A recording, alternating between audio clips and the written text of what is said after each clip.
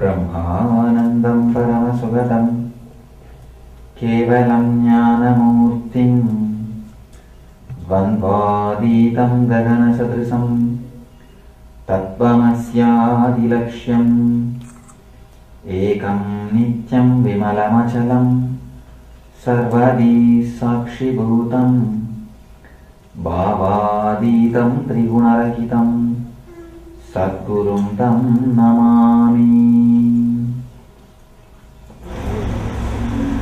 I welcome you all, my love, respect.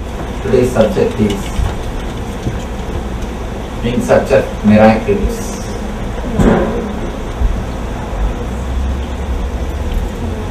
From the time immemorial, human beings are searching continuously what we call miracles, extraordinary happenings. Almost all the religions, all the spiritual groups, all the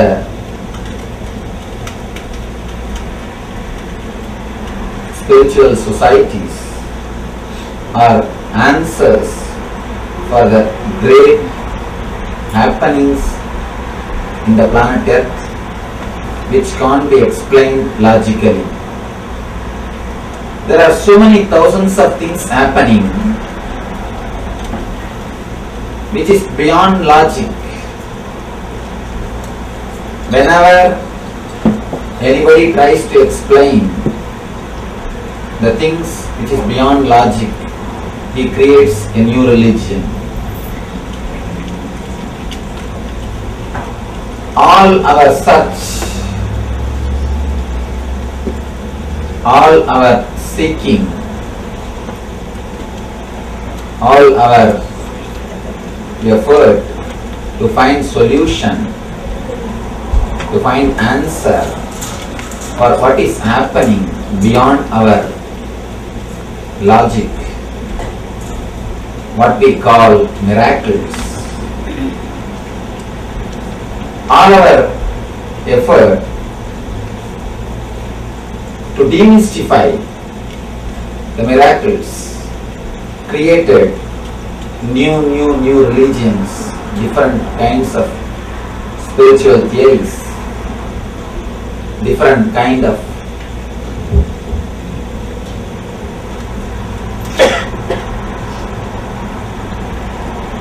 understanding about these energies. First, let us understand the word miracle. There is nothing on this planet Earth which is miracle actually. Patanjali declares very clearly, the greatest spiritual navigator ever born on the planet Earth, Patanjali. Patanjali is a person who declared first time there is no such thing as miracle happens in the planet Earth. Whatever happens has got clear cause and effect. If you do not know the cause, then you think it is miracle. You think it is something extraordinary. If you know the cause, you understand its cause and effect. If you do not know the cause, you always think it is miracle. Patanjali is the great spiritual navigator master who declared everything has got cause and there is nothing called miracle. He demystified the whole science and in a way he made the whole spirituality as a science which is possible in everyone's life.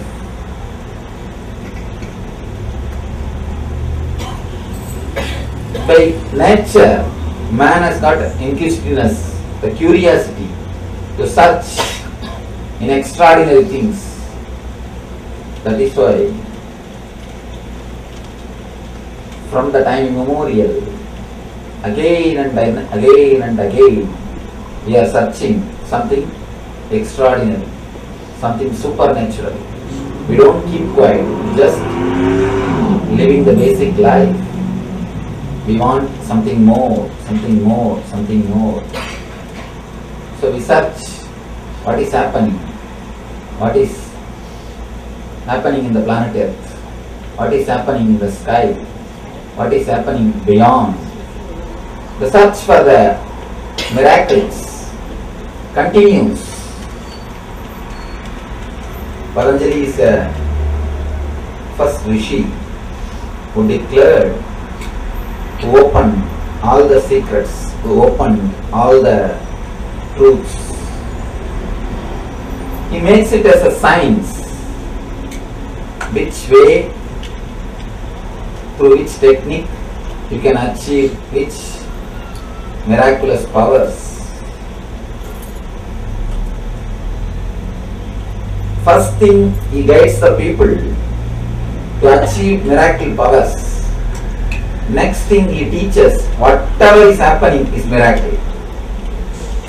He gives a two kind of solutions for life. First,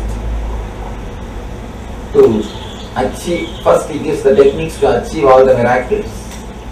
Next, he teaches what the technique to see everything as miracle. According to me, there is only two kind of lifestyle. One is living as though nothing is miracle, or as though everything is miracle. There is only two kind of lifestyle. For both lifestyle, Patanjali gives methods. He illumines a new path for human beings to travel. He shows a new way and he demystifies whatever we call as miracles. Step by step, he explains the different kind of miracles and how those energies can be achieved, how you can penetrate. Now, I wanted to analyze one or two things. Search for miracles, is it going to help us? First, let us analyze. Searching for these miracles, is it going to help us in our practical day-to-day life?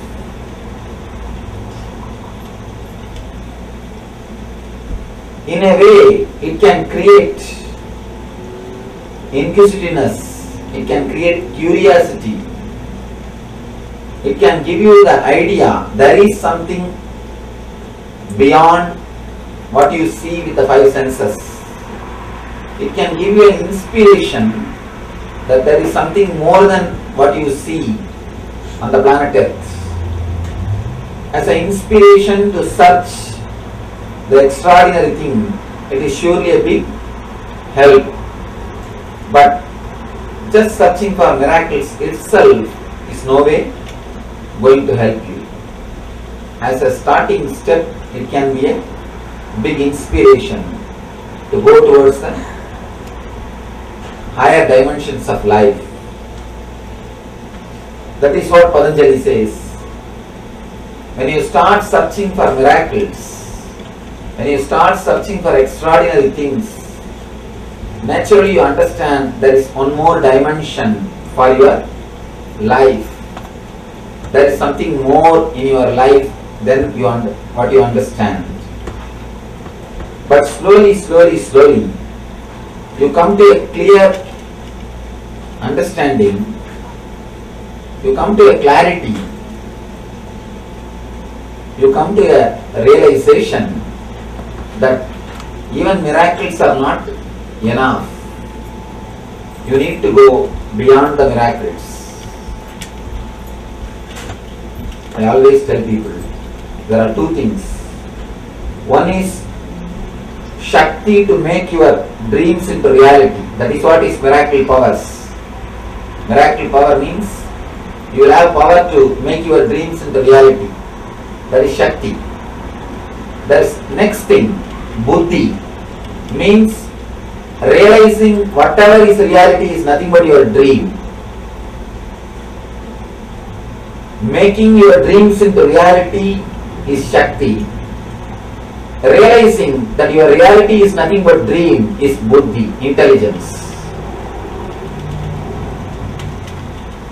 If your search for Shakti leads you to Buddhi, then it is right.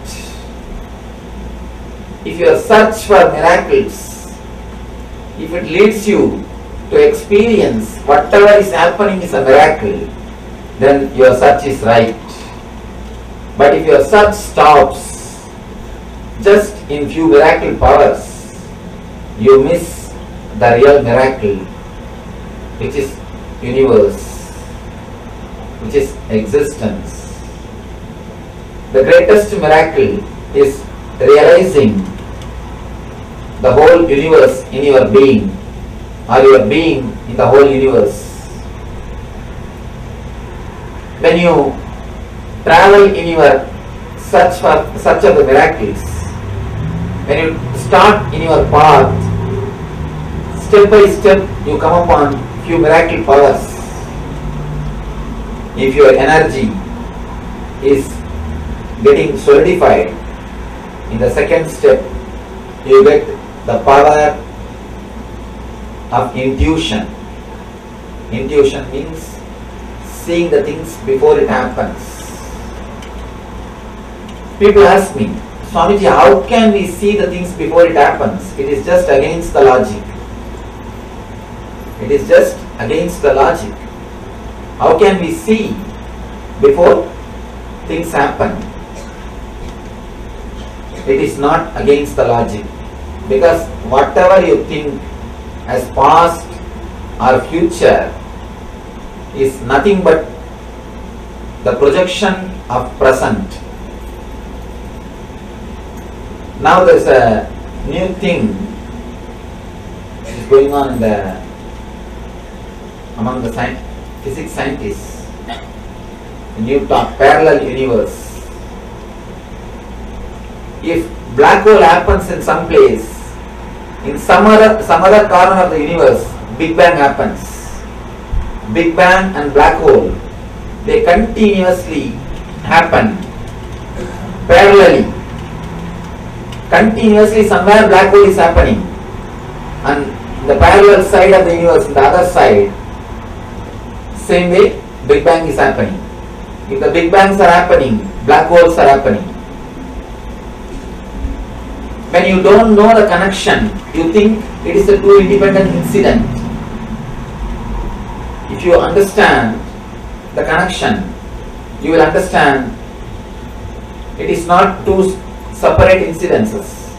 It is just cause and effect, that's all. They say even a single atom cannot move without creating effect in the other side of the universe.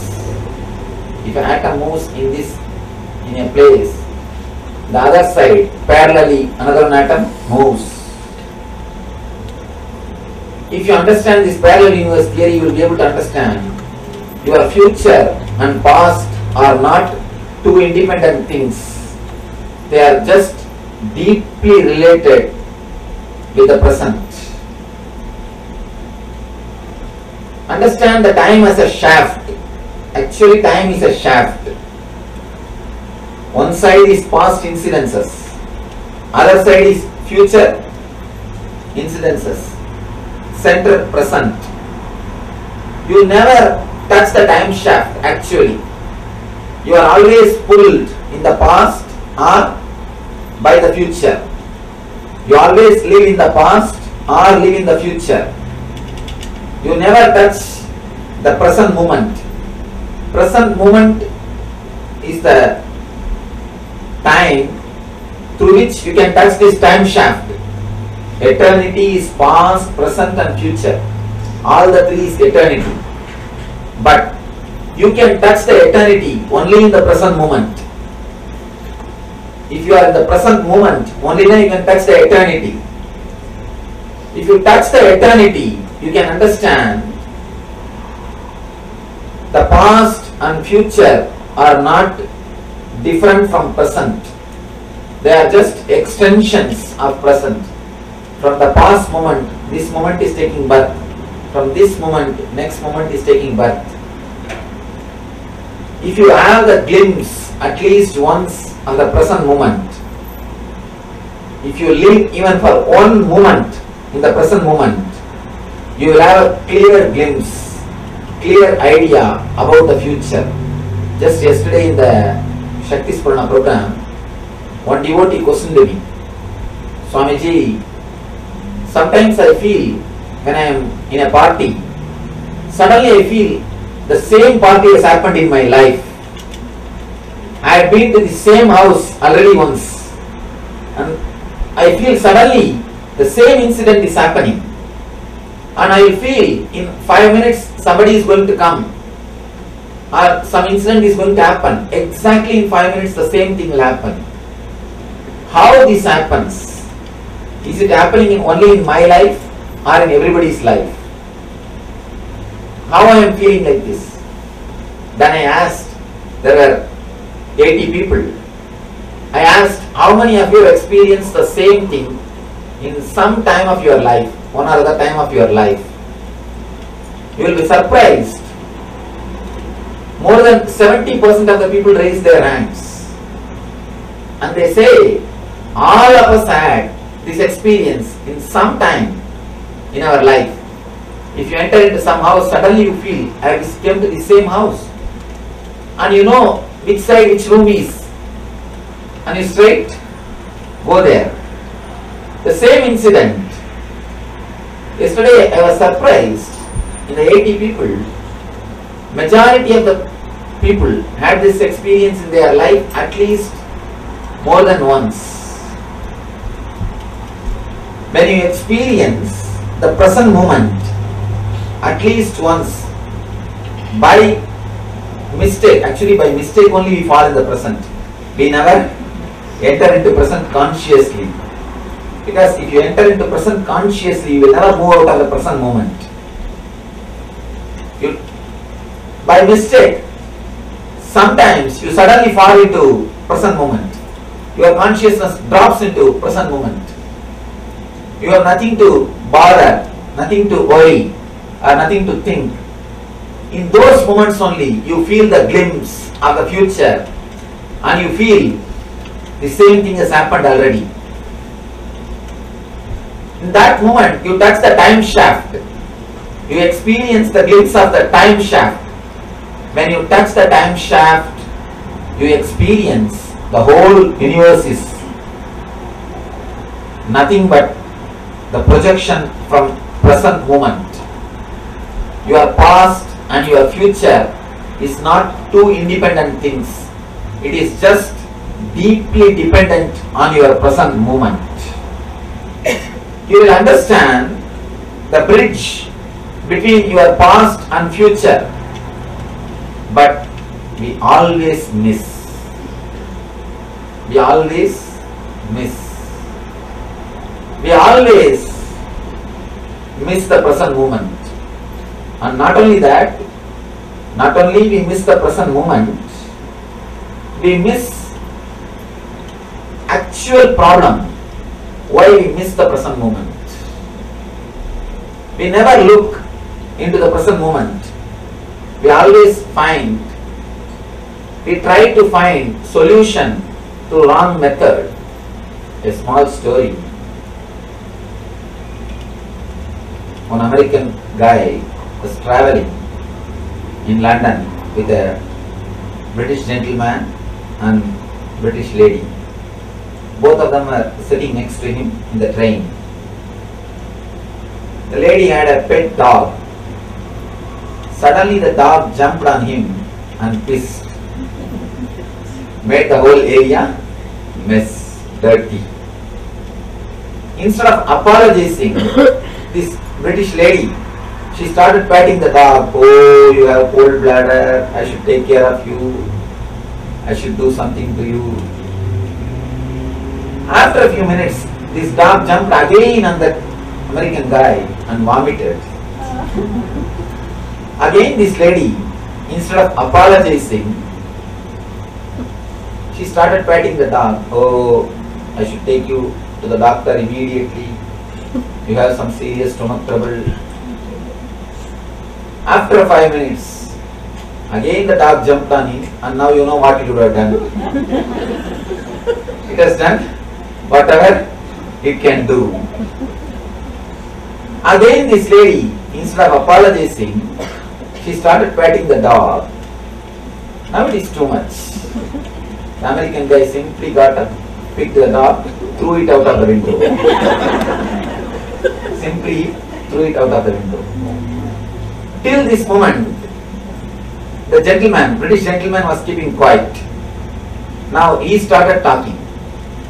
You American guys drive in the wrong side, measure with the wrong scale, now threw the wrong bitch out of the window.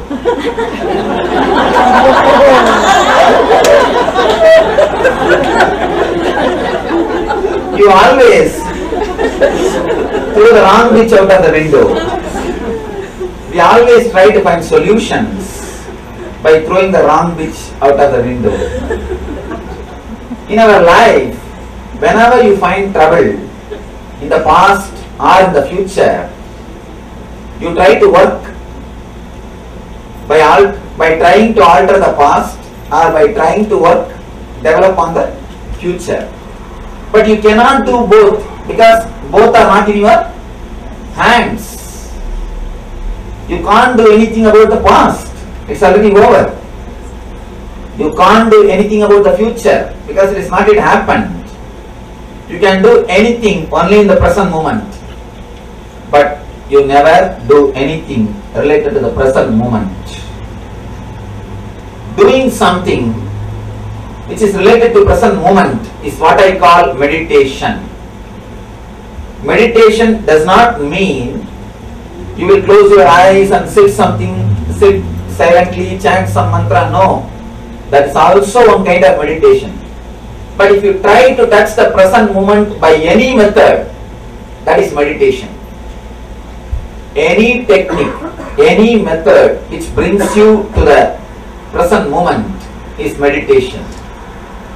If eating can bring you to the present moment, if you can eat staying in the present moment, that can become meditation. Simply walking, if it can bring you to the present moment, if you can be in the present moment when you walk, walking is meditation. Just sitting, if you can bring yourself to the present moment, it is meditation. Anything which brings you to the present moment only can solve your problems. But we always throw wrong bitch out of the window. Again and again we miss the right pitch. In your life, when you fall into the present moment by mistake, you always fall in the present moment only by mistake. If you fall, you get the power of intuition. Whenever you feel, suddenly the same incident happens. Next, this is what is going to happen. And if it happens, be very clear. You touch the time shaft. You touched the time shaft. Actually, if you can touch the time shaft more than 21 moment, 21 shana. Shana means not second. It is not second. In Vedic system, time is calculated psychologically, not chronologically. There is two kinds of times. One is chronological time, what west follows. Another one is psychological time, what east follows. Shana does not mean second. Please be very clear. Shana means the gap between one thought and the other thought. Shana means gap between one thought and the other thought. Let me explain the difference between psychological time and chronological time. Sometimes when you sit with somebody whom you really love and whose company you enjoy, you do not even know that 5 hours is gone. You do not even know how the time is flying. If you sit with somebody, you feel bored or disturbed, who tortures you. Even 10 minutes will not move. You will feel even a 10 minutes is an eternity. People say the eternal hell. Why? Because in the hell never time moves. In the hell never time moves. The number of thoughts, if it becomes more, you feel time is not moving. If the number of thoughts becomes less, you will realize time is flying. So in the East we always measure time based on the mental setup. Based on the mental setup. That is why we always tell, for the higher level jivas, for devatas, our 1 year is 1 day for them. The 1 year of human beings is 1 day for devatas. Means the number of thought is very less. If the number of thoughts are very less, you will be in heaven. Please be very clear, heaven and hell are not geographical. If it is geographical, we would have sent already satellite. No, it is not geographical, it is psychological. The more number of thoughts you are in hell, less number of thoughts you are in heaven. It is by number of thoughts we measure whether we are in hell or in heaven. It is the psychological time which decides whether you are in hell or heaven. If time flies, if you are enjoying, you are in heaven. If the time is not at all moving, it is just stagnant, you feel bored, then you are in hell. It is just a psychological setup, not chronological. If you can hold the time shaft just for 21 minutes, just for 21 kshana, not even minutes, 21 kshana. The word minute cannot be the right translation of word kshana, because the very meaning itself is different. If you can penetrate the time shaft consciously, 21 kshana, you will know your whole future. You will know your whole future.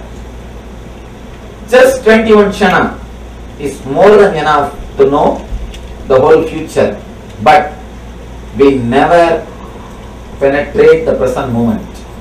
We never allow ourselves in the present moment. The morning, if you are brushing your teeth, you will be thinking of your office.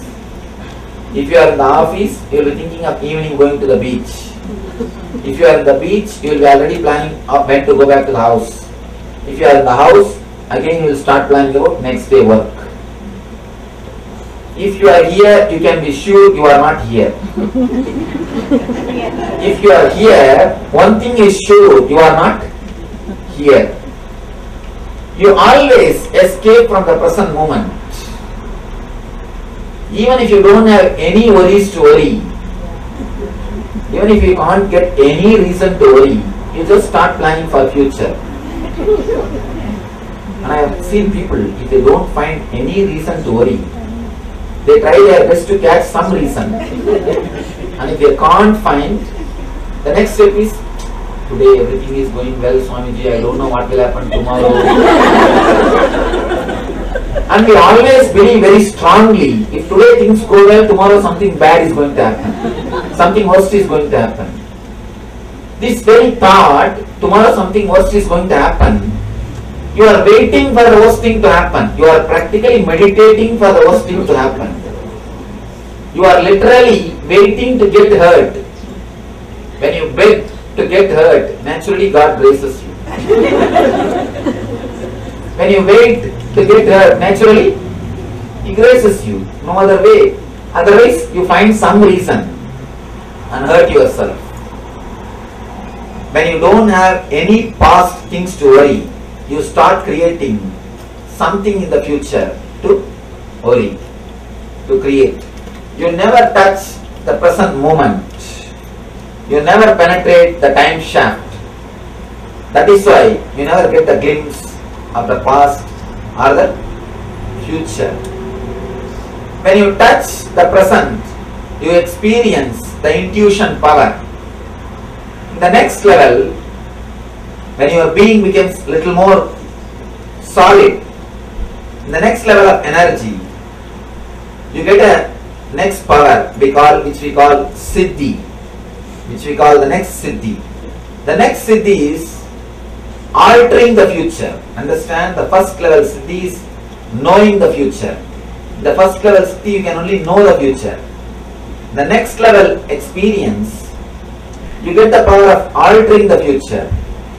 How this happens? How this happens? How can we change the future? Yesterday a devotee was asking, Swamiji, if there is a future, how can we change the future? If there is a free will, where is the destiny? If there is a destiny, where is the free will? Understand one example. There is a beautiful example by Ramakrishna Paramahamsa. He says, it's like a cow tied on a post. The rope length is 5 meters.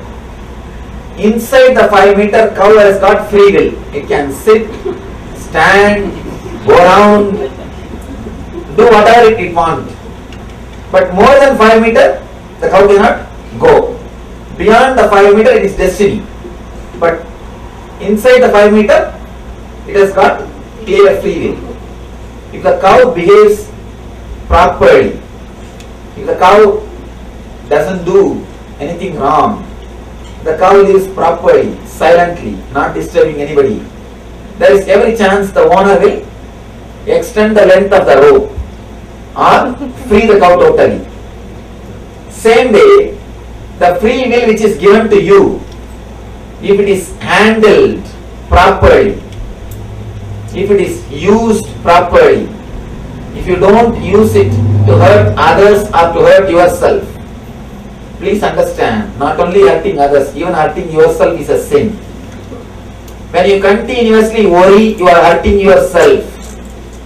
There is a Upanishad Sutra, Anandam Brahmeti Navyajanat.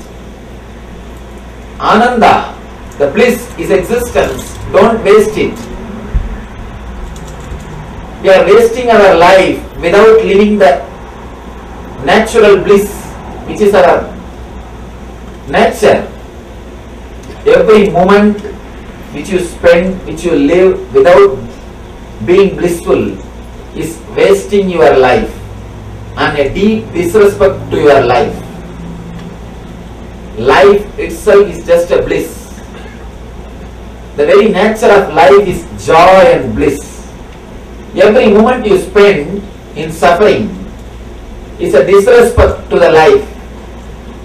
Please be very clear. A real puja, a real worship is living joyfully and blissfully. Somebody came and asked me, Swamiji, in my house there is no peace. Please give me some technique, some method to bring peace. I told her, first thing, all of you sit together, eat together, spend time, laugh, dance. Naturally you will see, you will have more understanding. This bliss, this joy will bring more and more peace.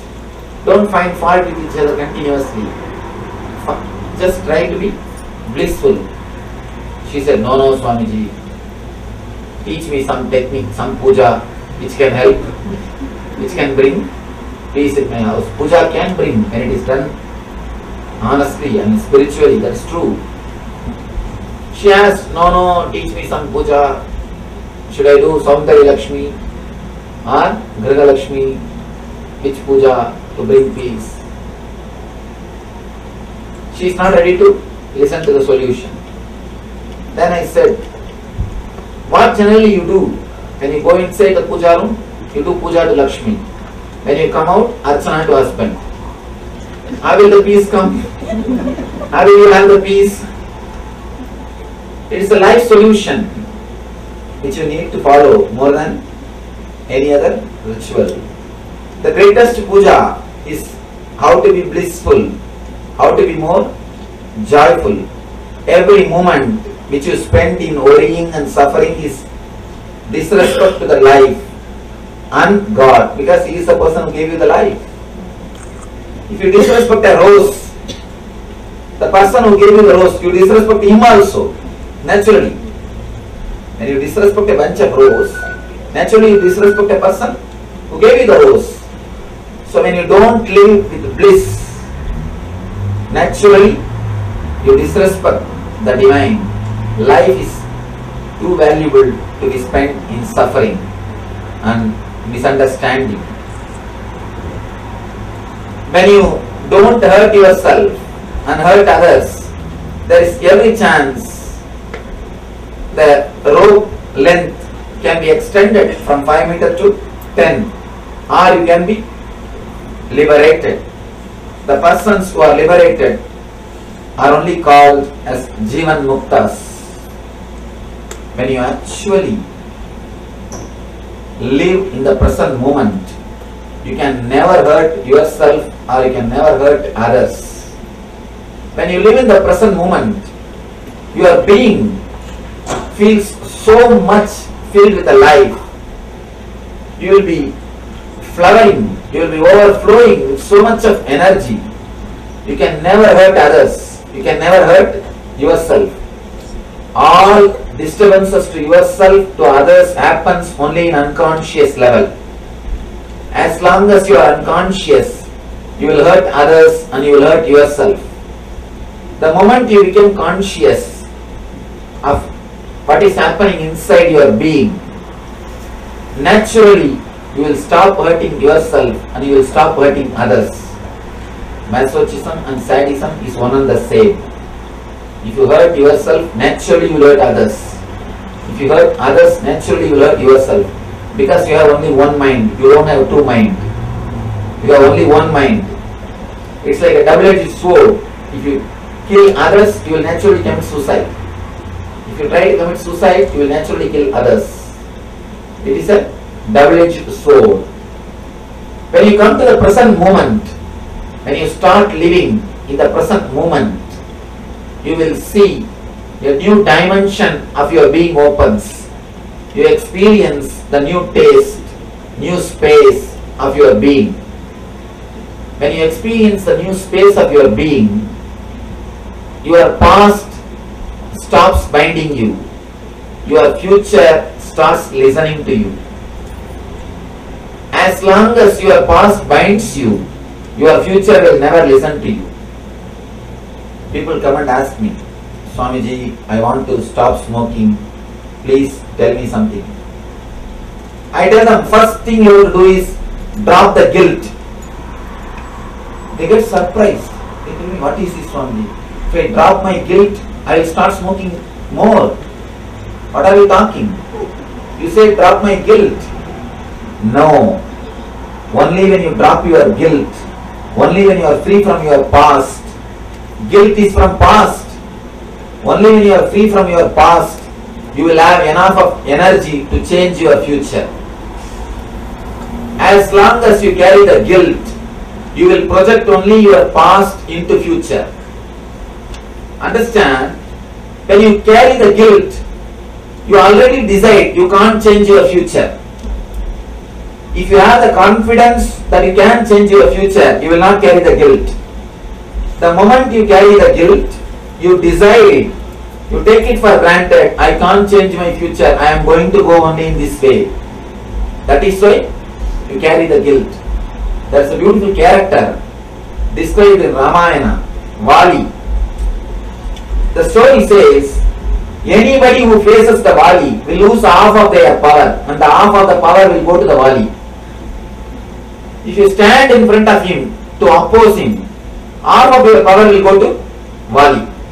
Same way, if you stand in front of your past to fight with him, half of your power will go to him. Your guilt will suck half of your energy. Understand? All your negativity has got only one power, which is supplied by you by having faith on that negativity. That's all. All your negativity has got only one power, that is supplied by you by having faith on that negativity. When you decide, I have to fight to drop my smoking, you give power to smoking to fight with you. You give half of your power, then you start fighting.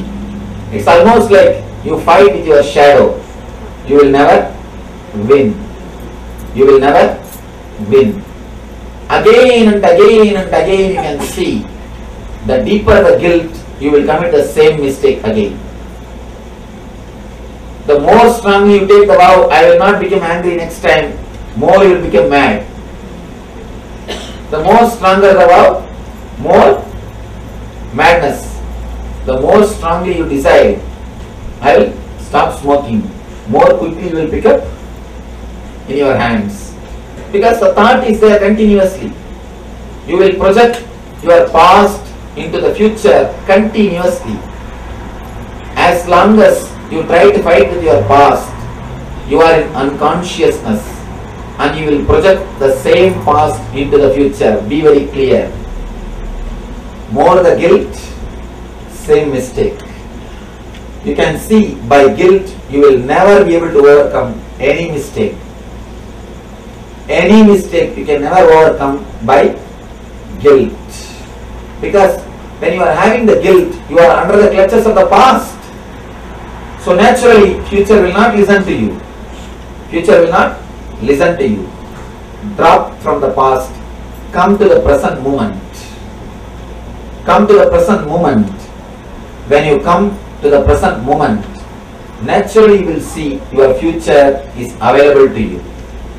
Your future is available to you.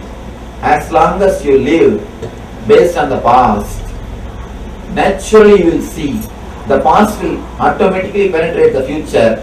Instead of you living the future, past will be living the future. Past will be living the future.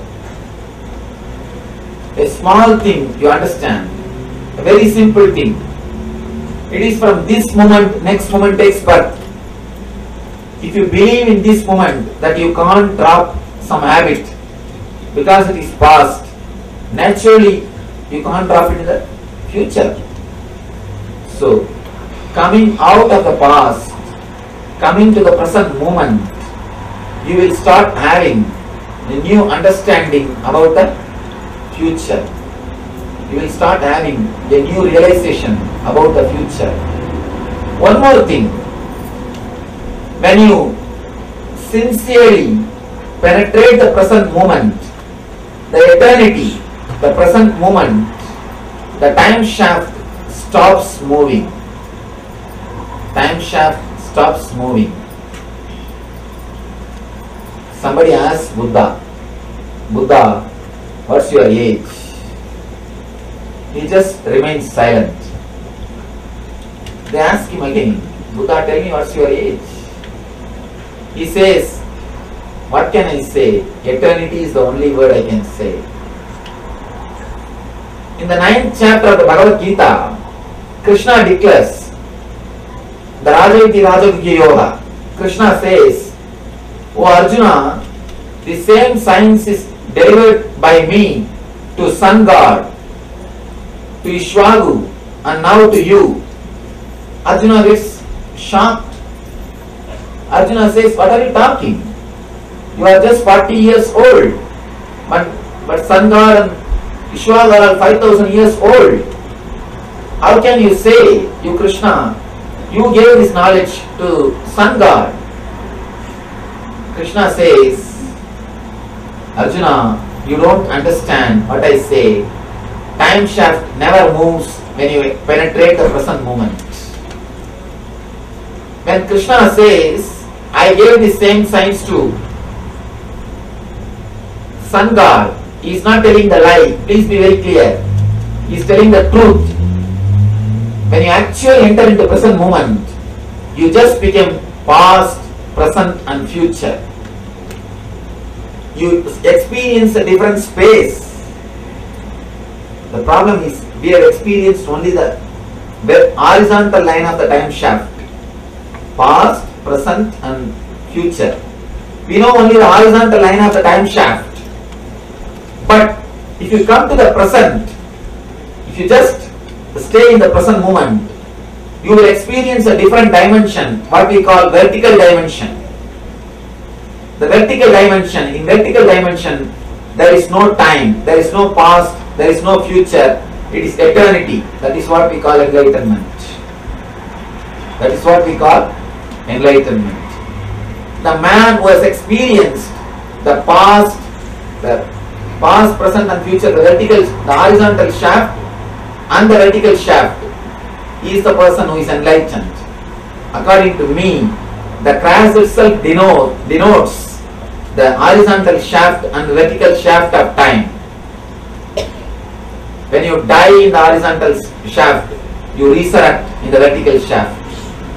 When you die in this horizontal shaft, horizontal space of past, present and future, when you die in this horizontal line, you will experience a vertical line, which is different space, timeless, spaceless zone, what we call as Chidakasha. What we call as Chidakasha in Sanskrit. When you experience that consciousness, that is why again and again our masters declare, it is eternity, it is eternity, it is eternity.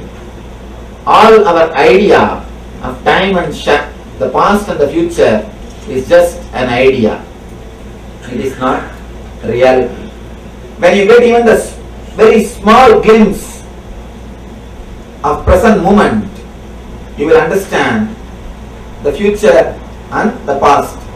If you can experience the present moment, the experiencing present moment is what I call meditation. You see, for meditation, you don't need to do anything differently. People come and ask me, Swamiji, is meditation extraordinary thing? I tell them, according to me, meditation is the most ordinary thing. Nothing else is necessary. If you are aware how you are sitting, how your body is, what you are doing, what you are listening, just the present moment, the awareness of the present moment can lead you to the meditation, can put you into the present moment, can give you the glimpse of vertical space of the time shaft. One glimpse can change your whole life. Just one glimpse. But the difficulty is, because it is so simple, we miss it again and again. If you are asked to do something complicated, you will never miss it. Because anything which is complicated gives ego satisfaction. Anything very complicated gives you the ego satisfaction. I have seen in India people walking from the bottom of the hill to the top of the hill to have the Lord's darshan in Tirupati. In so many hills, people walk uphill, people go down the hills, but they can never sit silently for 10 minutes. Ask them to sit silently, no. They can't sit. You can sit with anybody, you can't sit with yourself. You can sit with anybody, but you can't sit with yourself. Sitting with yourself, what I call meditation. If you can sit with yourself without even having thinking or any words in your mind, you will experience the glimpse of time shaft. When you experience, naturally the future will be under your control. People come and ask me, Swamiji, can you predict my future? I tell them, I can change your future. Why do you bother about predicting the future? Don't bother about predicting the future. There are thousands of fools sitting and predicting the future continuously. Go to India, under every banyan tree, one guy will be sitting with a parrot. The parrot himself doesn't know about his future. That is why he is under the cage. But you people go and sit there in front of the parrot and ask about your future. And that guy himself don't have a house. He is homeless, sitting under the banyan tree. He will guide you when he will build your house. That is what is predicting the future. Don't bother about predicting the future. Future is actually under your control. When I say, again your mind plays a game. Swami speaks nicely, but these are all not practical. I am a Grihastha, these are all not for me. He is an enlightened person, he is a Swami, he can talk all these things, this is not for us. You know, your mind knows all cunning methods to escape from present moment. Understand? Just like any being in the planet Earth, your mind has also its own instinct to survive. So it gives enough of confusion, enough of misunderstanding, enough of doubts so that it can keep you under its control. It can keep you under its control. That is the reason again and again and again you are in the clutches of the past or in the future. Experience the present. You will experience a different dimension of your being. In the first level, you get the power to see the future. In the next level, you get the power to change the future. In the third level, you understand there is no past and future. In the first, you start seeing the future. In the next, in the intellectual level, you start seeing the future. In the emotional level, you get the power to change the future. That is what I say. Shakti to make your dreams into reality. In the third level, you get the buddhi. The reality itself is the dream. The whole reality is your dream. There is a beautiful story. A great Zen master, an enlightened master, he wakes up from the bed early morning and starts sleeping suddenly. Starts sleeping. Disciples are all surprised. What happened? Master, what happened to you? You are an enlightened person. Enlightened person is not supposed to cry. You cannot cry. What happened to you? Why are you weeping? Master says, no, I dreamt as if I became butterfly last night. The disciples asked, what is there in that? After all a dream, forget about it. Now you have become alright. You are here. Why do you bother about dream? Forget. Drop it. Why are you crying for that? Master says, no, I don't understand whether I dreamt that I became butterfly or that butterfly is now dreaming that it has become a master. Whether I dreamt I became butterfly or that butterfly is dreaming now that it has become master. I do not know. I am not able to understand. That is why I am weeping. Understand one thing. There is no guarantee that you are sitting and listening to my discourse. There is every chance it can be one more dream. There is no scale. People tell me, no, Swamiji, I can pinch and see. No, in the dream also you can pinch yourself and say it is not a dream. So there is no guarantee. There is every chance you may be sitting in the dream and listening to my discourses. There is nothing sure that you are in waking state. When your conscious level raises to the third level, to the upper level, you understand whatever is so-called reality is nothing but your dreams. The person who realizes whatever you think as reality is nothing but dream, he is the one we call awakened, the Buddha. Buddha means awakened. There is only two kind of people in the world. One is Buddha, another one is Buddhu. That's all.